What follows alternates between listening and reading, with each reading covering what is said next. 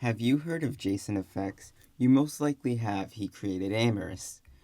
He also made Bareback Street, it was advertised on 4chan. Did I do my intro? No. Okay, let me do it. Hey guys, it's Bixby, and today we're talking about Jasonafex.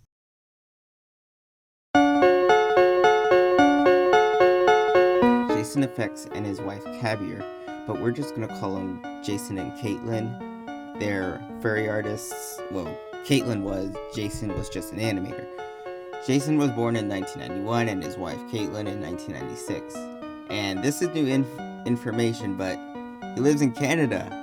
He gets free health. Jason began his furry career in 2012 using money to purchase Adobe After Effects to make furry animations with other people's art, most of them being by his wife. I can't show these because they have some stuff that's against YouTube's TOS.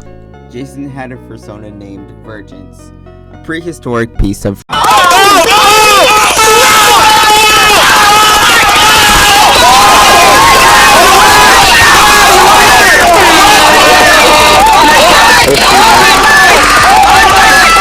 Caitlin had 3 sonas: Genesis, Mitsu, and who's Zell?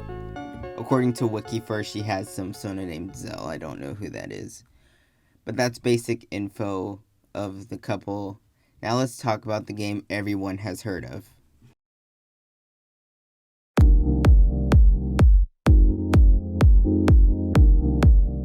Amorous is the most popular furry dating simulator, and just so you know, if you go on my Steam profile and see those Amorous achievements from 3 years ago, my account was hacked, and you can't prove me wrong! Amorous was announced back in 2012 by Jason and released the full game on Steam for free in 2018.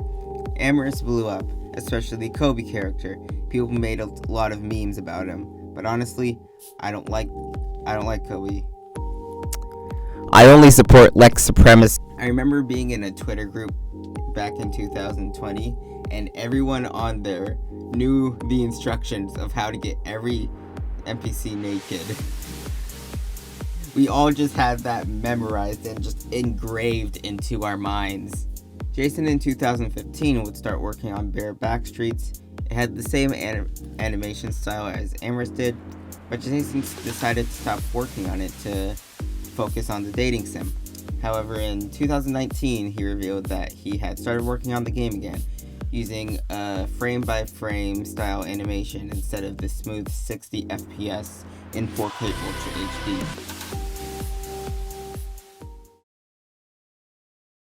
Now for what we're all here for, the drama. We have a lot to talk about, so I'm splitting it into sub-chapters. We are going to talk about this in what I think is the order it happened.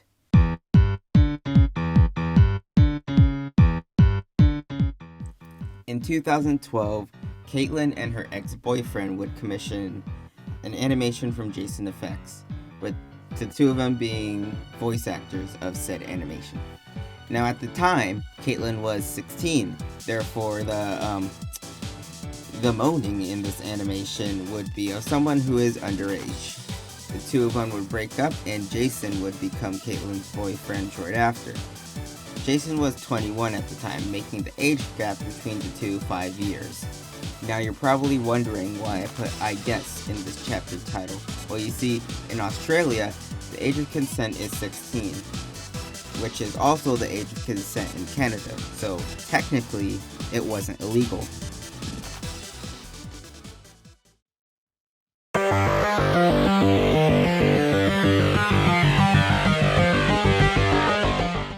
Jason had just moved out of Australia to Canada to live with his girlfriend, who was currently living with her alcoholic father and her mother, who had a hoarding problem.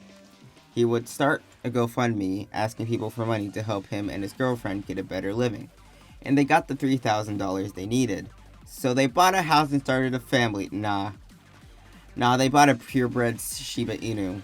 But shortly after, he started writing a bestiality comic titled Man's Best Friend with Benefits, featuring the dog Harley. Kind of odd that he wrote this right after he got the Shiba.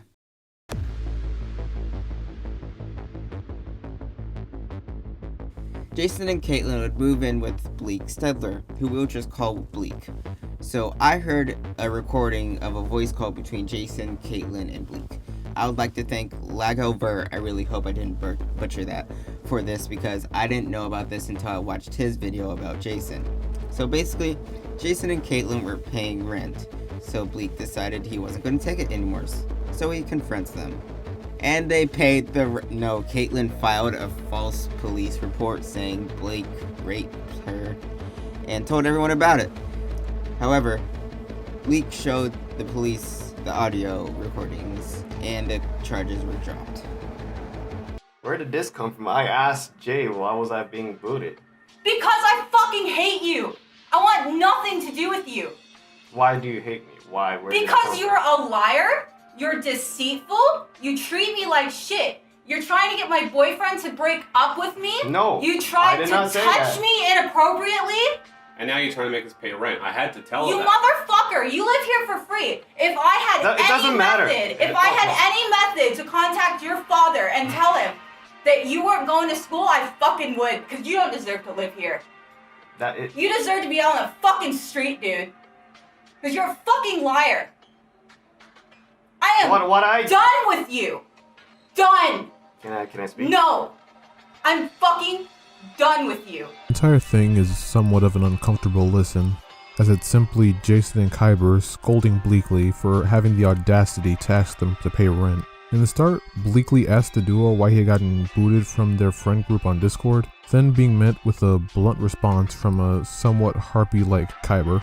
You're a fucking man-child, dude. Man-child, yeah. That's the reason why you're 26 and a virgin. Wow. Yeah. Whew. You fucking deserve it. I sure do. Yes, you do. I will never speak to you again once I'm out. I'm gone. I didn't ask you. If that's what you feels best, then go ahead. There's not exactly much of a redeeming glow for these two anywhere in this clip. In my own thoughts, Jason seems like someone you could have a discussion with in real life. There could be a respectful back and forth with him. As respectful as you would expect. Kyber, on the other hand. Hello? I don't want you having anything to do with my friends. I'm gonna tell all my friends how much of a piece of fucking shit you are. And how emotionally abusive you are. I'm fucking destroying you. That's it. You think you had a social circle? Nah, not anymore. You fucked with the wrong person. I know I'm supposed to remain neutral, but come on now. Anyway, the remainder of this clip is essentially the two of them teaming up against Bleakly, blackmailing him with lying to his parents about going to college, simply because he asked for rent. You don't have to resort to name calling. Yeah, no, we do. Because nothing else works. Nothing else works. I'm like exhausted. We are both mentally exhausted. It's tearing our relationship apart. You're literally causing a rift between a 5-year relationship, and you don't get it. All because of you! Almost every line that comes out of them is just another manipulative verse, just designed to make their victim feel like they're always in the wrong, only to follow up with all they wanted was to see him happy. We've helped you so much, and you are so fucking ungrateful. I appreciate... No, you're not! You've been saying to us for fucking ages that we use you. You don't have anything!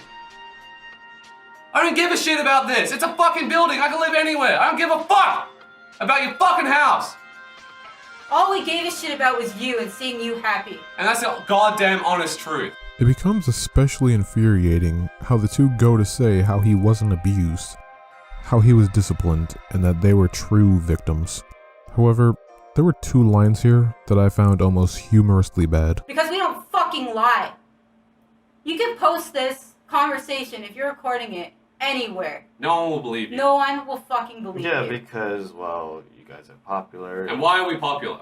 Because we do the right fucking thing. Who do you think the cops are going to trust? The predatory creep or the female that is distressed out of her fucking mind right now?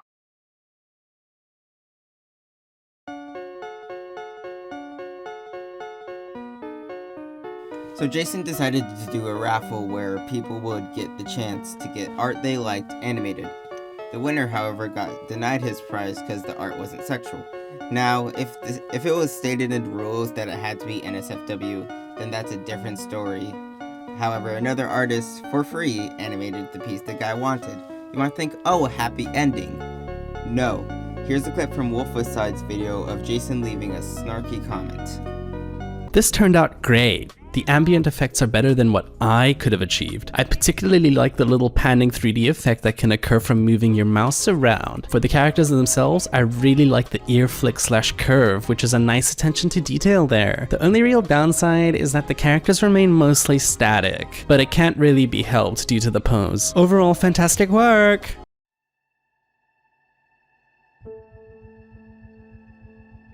Monster Juice _ or Rosemary on Twitter tweeted in 2018 a comic about their childhood trauma. It contained verbal and physical abuse from their parents. There isn't anything to joke about here. Child abuse isn't funny. I experienced it. Jason commented saying he disagreed with not abusing your child.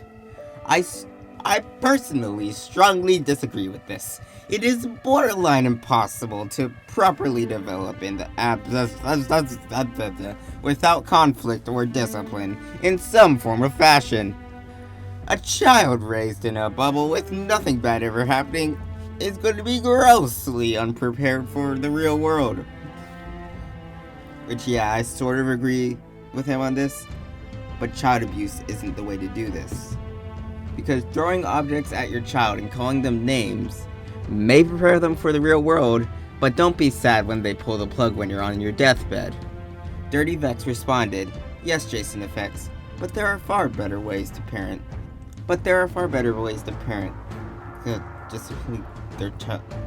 I'm having trouble reading this one.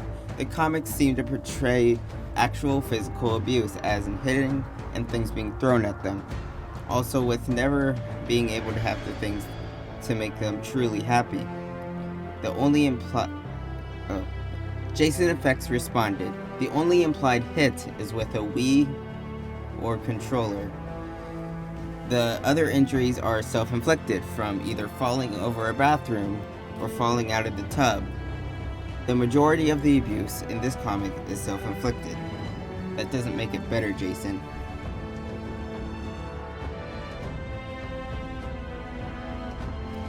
Jasonafex invited Sonic Fox, who is black, into his Discord server, then began casually being racist around him. The more people use blah blah blah casually, the less punch it will have, more eventually losing its meaning.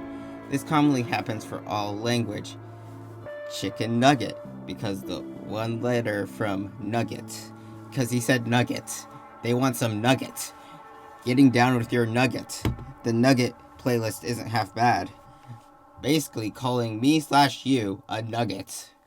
He says jokes are too offensive, and I say the word nugget too casually. Mohammed is a nugget.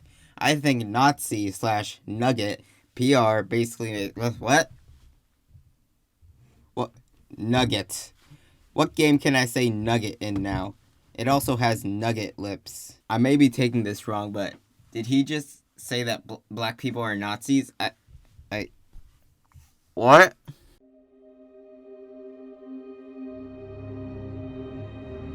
There was a Twitter trend where furries would draw their personas with a shirt saying trans rights are human rights. Well, Kabs posted a photo with a shirt saying everyone deserves human rights. But guess what? It goes further. She's purposely started not using the correct pronouns for trans people right after posting this.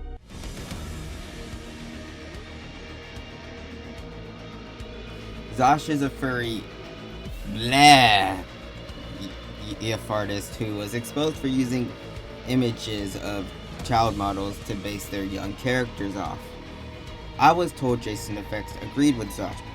I looked up some proof, and the only thing I could find is a comment on E6 of someone saying, Jasonafex's comment on this is disgusting.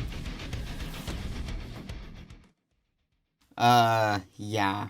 I'm not gonna lie, Caitlyn is an amazing artist. I personally love her style, but just because you're talented doesn't make you a good person. Jesus Christ. I saw so many I enjoy get exposed for pedophilia and zoophilia on Twitter. Oh boy, I hate Twitter. You know, if we removed all laws, crime rate would be reduced to 0%. I'm just saying. we'd have a perfect world.